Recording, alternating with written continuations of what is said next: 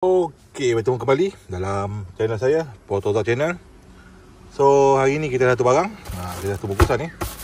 Kita tak buka lagi. Jom kita buka. Kita unboxing, kita letak kamera sekejap sini. Kita letak kamera. Okey, kita unboxing.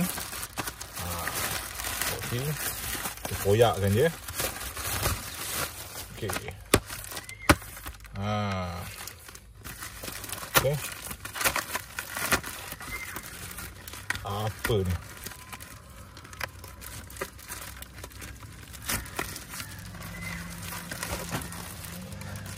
Okey, kita beli battery analyzer.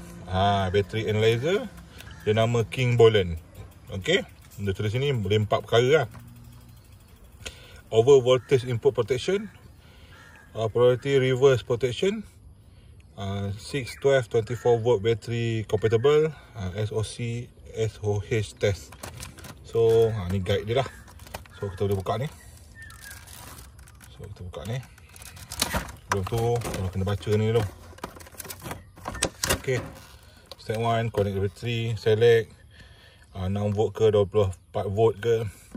Lepas tu kena check CCA dia lah. Kat CCA ni nanti saya ajar dekat bateri CCA dia. Lepas tu kat sini dia punya persen lah bateri dia. Good ke 90% ke 30% ke. Okay. Ni adalah barang dia. Barang dia murah je kalau korang dapatkan ni. Nanti saya buat ujung ni, saya bagi link kat description kat bawah. Okay. King Bolen, nanti korang masuk kat bateri di kanan. Ni quick guide dia. Okay. Korang baca ni. Korang baca. Dan baru korang boleh guna. Okey. Nanti saya tunjuk kat bateri macam mana nak pakai dia. Okey. Ni bateri kereta saya X70. So kita buka bonet dia. Okey. So bateri dia ada kat sini ya. Bateri dia kat sini. So cara dia korang connect hitam ke hitam, merah ke merah. Merah positif lah, hitam negatif. Ni negatif, ni hitam. Okey, connect hitam dulu. Ni korang connect merah. Okey, korang connect merah, dia terus keluar macam ni. So battery type dia 12 volt lah. Nampak kan? 12 volt tu menyala. Betul lah, memang 12 volt. So okey. So CCA dia 500. Kat sini CCA dia, korang kena tengok kat bateri lah. CCA dia 660. 660. So kena up lah. Kena up.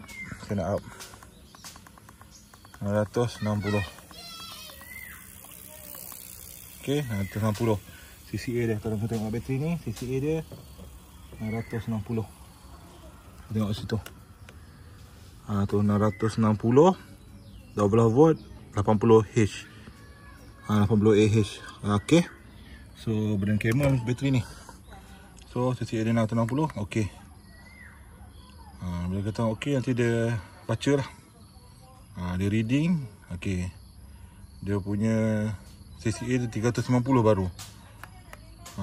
Tapi dia punya bateri 35% tinggal. Battery type dia normal. Tu SOC dia. SOC ni apa Sekejap saya baca dekat guideline dia. SOC ni battery power. Battery power 93.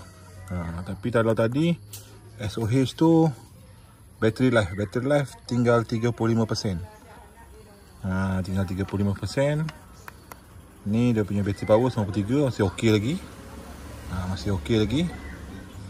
Lepas tu kita tengok dia punya internal resistance dia 6.6. Voltage dia 12.56. So okey lagi bateri ni, boleh pakai lagi. So kalau korang nak dapatkan bateri analyzer ni, korang boleh lah. Ni CA dia normal, semua normal. Belum nak kong lagi bateri ni. Belum nak kong lagi. Okey. Bateri dia. Okey. So itu saja video saya untuk kali ni. Jangan lupa like, comment, share video ni kawan. Last sekali guys, tolong subscribe guys. Bye.